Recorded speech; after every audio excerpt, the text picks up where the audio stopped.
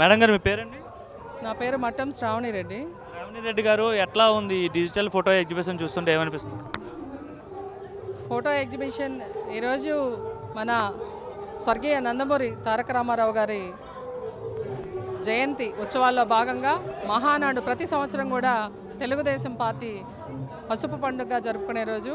గతంలో మన స్వర్గీయ నందమూరి తారక రామారావు గారిని చూస్తే భగవంతుడు రాముడైనా కృష్ణుడైనా ఎవరైనా సరే దేవతా రూపం ఎలా ఉంటుంది అనేది మనకు తెలియదు. మామూలుగా రామారావు గారిని చూస్తే దేవుళ్ళలాగా ఆయన చూస్తే దండం పెట్టాల్సిన పరిస్థితి. అలాంటి వ్యక్తి ఒక పార్టీని, తెలుగుదేశం పార్టీని 1982లో స్థాపించి ఆయన స్థాపించిన 9 నెలల కాలంలోనే పార్టీని అధికారంలోకి తీసుకొని వచ్చి పేదల అభ్యుదయమే ధ్యేయంగా కూడు గూడు గుడ్డ అనే నినాదంతో సమాజమే దేవాలయం, ప్రజలే దేవుళ్ళు అంటూ ఆయన పేద ప్రజల కోసం అన్ని రకాల వసతులు ఏర్పాటు చేసి ఈరోజు ఈ పార్టీని ఇన్ని సంవత్సరాలు కూడా క్రమశిక్షణ గల పార్టీగా నడిపించేందుకు ముఖ్య కారకుడయ్యాడు.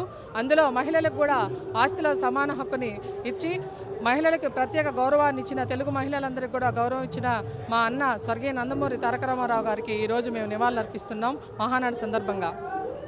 ఈ కడప మహానాడు అనేది కడపలో పెట్టడానికి గల కారణం ఏంటంటే ఏం చెప్తారండి?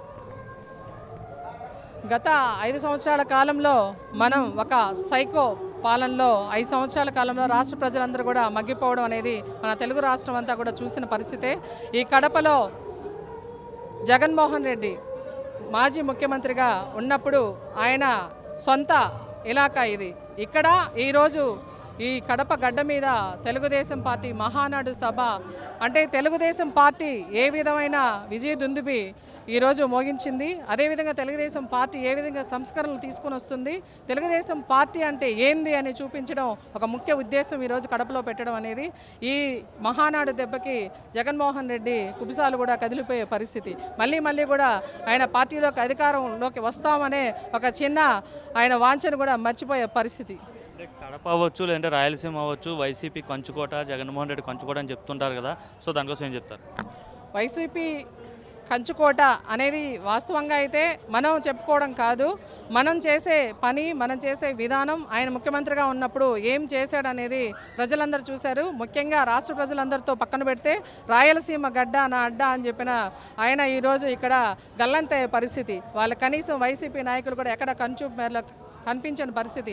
ఈరోజు ప్రతి ఒక్కరు కూడా కలుగులో దాముకుంటా ఉన్నారు. ఎందుకంటే గత 5 సంవత్సరాల్లో వాళ్ళు చేసినటువంటి అరాచకాలు, అకృత్యాలు అన్నీ కూడా నిదానంగా అన్నీ కూడా సాక్ష్యాలతో సహా బయటపడుతున్నాయి. వాళ్ళు ఎక్కడ కూడా కనిపించే పరిస్థితి కాదు. కాబట్టి ఈరోజు ధైర్యంగా, ఆ రోజు 5 సంవత్సరాలు ప్రతిపక్షంలో ఉన్న చంద్రబాబు నాయుడు గారు, తెలుగుదేశం పార్టీ నాయకులందరూ కూడా ధైర్యంగా మేము ప్రతి ఒక్కరు కూడా పనిచేసాం.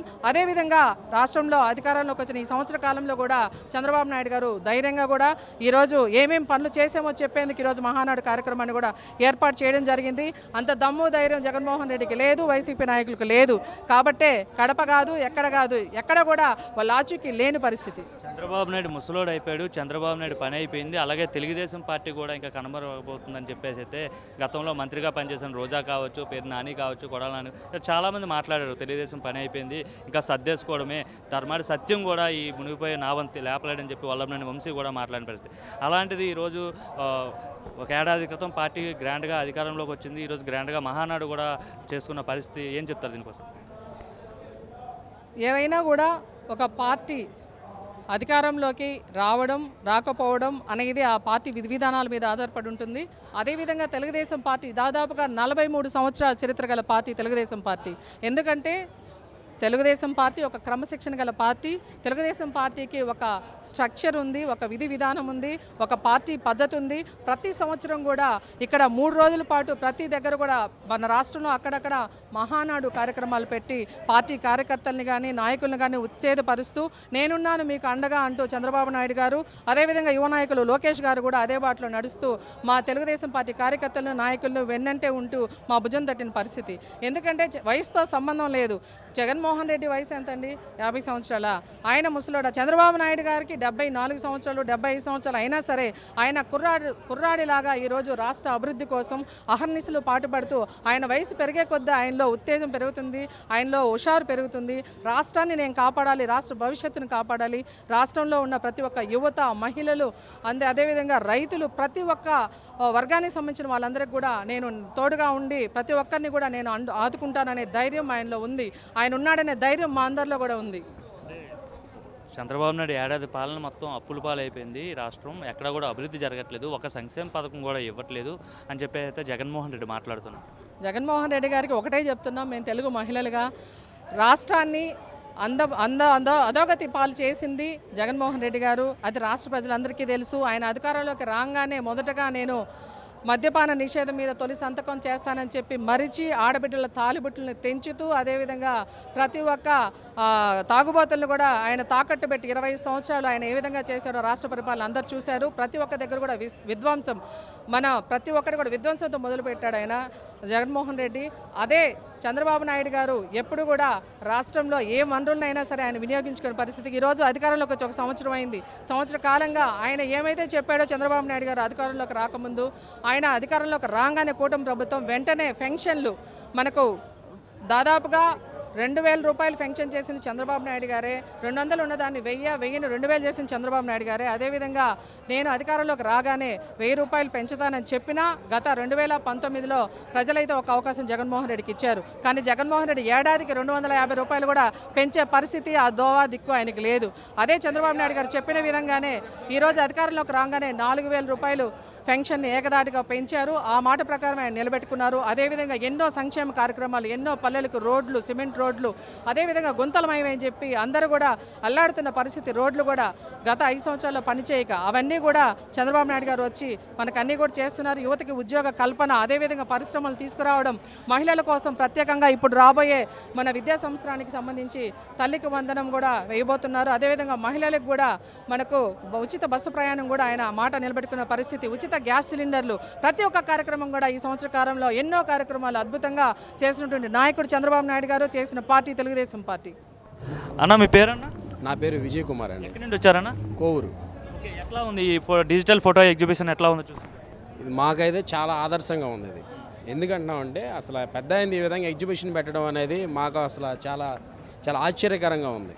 ఎందుకంటే ఇప్పుడు ఆయన గురించి తెలియని వాళ్ళు కూడా తెలుసుకుంటారు. ఇటువంటి ఎగ్జిబిషన్లు పెట్టినప్పుడు, మహానాడికి వచ్చినప్పుడు ఇటువంటి ఎగ్జిబిషన్లు పెట్టి ఆయన చూస్తుంటే, గతంలో ఆయన చేసినవన్నీ ఇలా కనబరుస్తుంటే చాలా మాకు సంతోషంగా ఉందండి.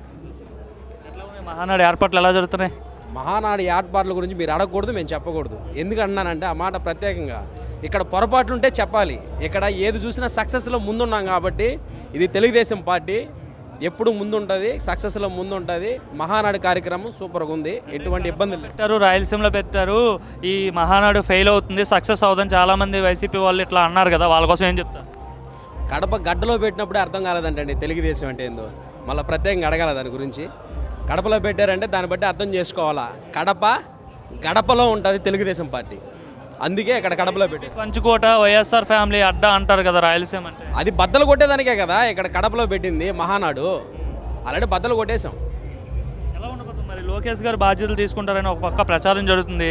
పార్టీ పగ్గాలు కానీ చేపడితే తెలుగుదేశం పార్టీ భవిష్యత్తు కావచ్చు, ఎలా ఉండబోతుంది అంటారు? ఏమండి, సింహం గడుపున సింహమే పుడుద్ది. ఎందుకు ఆ మాట అంటున్నానంటే ఆయన రక్తంలోంచి పుట్టిన లోకేష్ గారు మళ్ళీ ఆయన గురించి ప్రత్యేకంగా చెప్పాల్సిన అవసరం లేదు. ఇప్పుడు యువగలం పాదయాత్రతో ఆయన నిరూపించుకున్నారు. భవిష్యత్తులో కూడా ఈ పార్టీని ముందుండి నడిపిస్తారు. కాబోయే ముఖ్యమంత్రి కూడా ఆయనే.